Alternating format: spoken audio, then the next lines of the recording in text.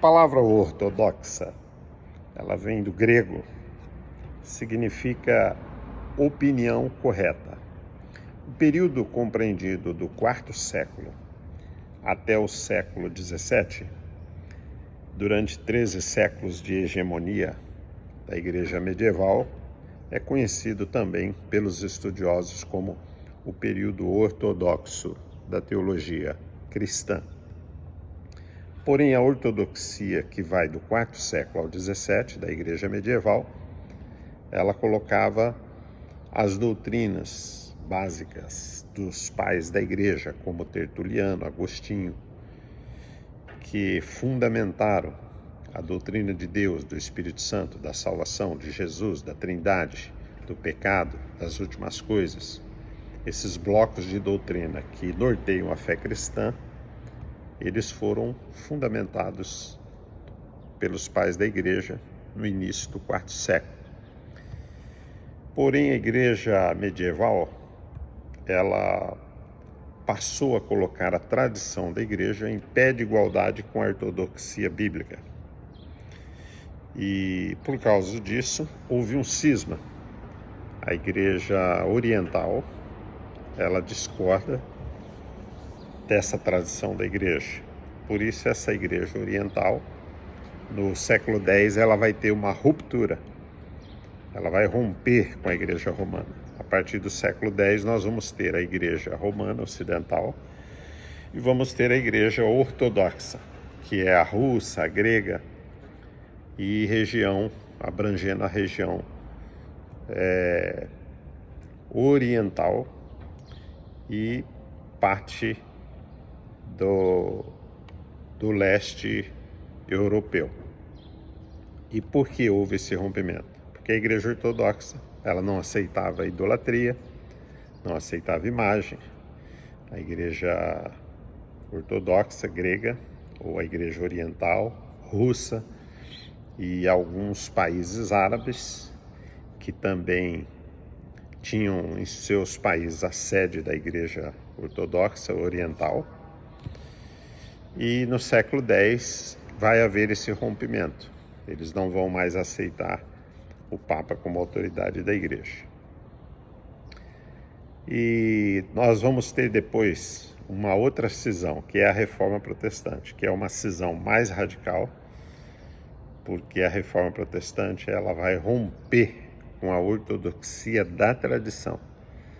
Então ela vai ficar com a ortodoxia bíblica, que são os blocos de doutrina que norteiam a fé cristã. Mas a Reforma Protestante de Martim Lutero rompe com a tradição da Igreja, que colocava a tradição da Igreja em pé de igualdade com a ortodoxia bíblica. A partir do século XVII, final do século XVII, início do século XVIII, o período ortodoxo ele começa a ser corroído em todas as suas dimensões de academias, escolas teológicas e faculdades. Vai surgir no século XVIII o período liberal, clássico, período moderno da teologia, que é aquele período que nós hoje rejeitamos e combatemos veementemente. Esse período que inicia no fim do século XVII, início do XVIII, que o mundo está sendo preparado para o iluminismo, para a Revolução Industrial, esse período nós chamamos de período liberal. Então nós temos o período ortodoxo, que vai do quarto século ao XVII, o período liberal vai do século XVIII até meados do século XX. Então o período liberal ele propõe que a Bíblia contém a palavra de Deus. Segundo Schleiermacher, que é pai do período liberal, a Bíblia ela tem partes que os homens falam, os homens falham. Então, ele vai dizer que a Bíblia contém. A Igreja Católica rechaça, os cristãos rechaçam a ortodoxa e a tradicional. Os protestantes também não aceitam, porque é uma heresia muito grande dizer que a Bíblia contém a palavra de Deus. Mas esse período de Revolução Industrial é um período também de ceticismo. um período de incredulidade. Por isso surge no século XIX o movimento de John Wesley, de pietismo, de oração, de busca pelo estudo da palavra, e depois o movimento pentecostal. Em 1950, meados do século XX, o período liberal começa a naufragar. Por quê? Final da década de 50 e início de 60, nós vamos ter a invenção da televisão, a ida do homem à lua, a invenção do computador. Nós vamos ter aí uma revolução tecnológica, digital, o mundo passando por grandes transformações. Então vai naufragar o período liberal, que dizia que a Bíblia contém a palavra de Deus, cujo pai é Schleiermacher, e também o pai da exegese, que é Jean Austria, que ensinou uma nova forma de analisar e estudar a Bíblia. Ele é considerado o pai da exegese. Então, em 1960, surge o pai do movimento neo-ortodoxo. O movimento neo-ortodoxo é um equilíbrio entre a ortodoxia bíblica e o liberalismo. Ele tenta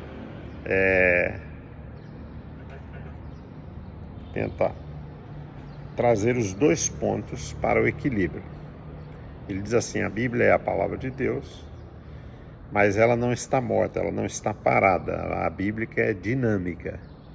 E quando eu faço essa dinâmica, quando eu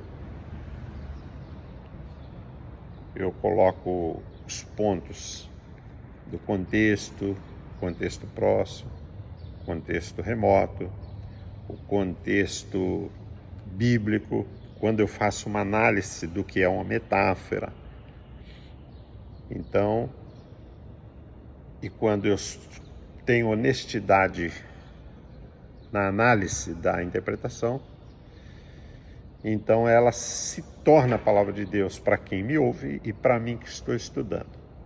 E para mim que creio na palavra de Deus, porque a fé é fonte, objeto e fim da teologia. Então a Bíblia é a palavra de Deus, mas ela vai se tornar a palavra de Deus para mim na medida em que eu começo a colocar em prática, que eu creio na palavra, que eu ensino e que haja honestidade nessa interpretação. Senão eu vou pegar um texto isolado da Bíblia, fora de contexto, e vou implantar aí uma doutrina que é da minha cabeça, mas não tem fundamento bíblico. Então hoje nós vivemos no período em que a Bíblia é a palavra de Deus, mas Calbart propõe que a sua dinâmica de ensino, de análise, de interpretação, a sua dinâmica, porque ela é dinâmica, ela não está parada, propicia ela se tornar palavra de Deus no coração do homem, tanto para quem ensina, como para quem recebe a palavra, como para quem pratica a palavra. Então essa dinâmica exegética, bíblica e interpretativa, que Pedro fala, nenhuma porção das Escrituras é de particular interpretação, antes tem o seu lugar no todo. Esse texto, ele traz para nós hoje a Bíblia, sim, como sendo palavra de Deus. Rejeitamos a teoria liberal, herege, de que a Bíblia contém, e estamos com a neo-ortodoxia, que a Bíblia é a palavra de Deus, mas ela não está morta, e quando fazemos essa dinâmica com honestidade, a interpretação com honestidade, ela se torna, para quem ouve, para quem prega, a palavra de Deus na sua dinâmica, no seu poder de curar, de transformar, de salvar, de operar, de redarguir, exortar, consolar, porque é isso que a palavra faz. Ela é mais penetrante do que espada alguma de dois gumes.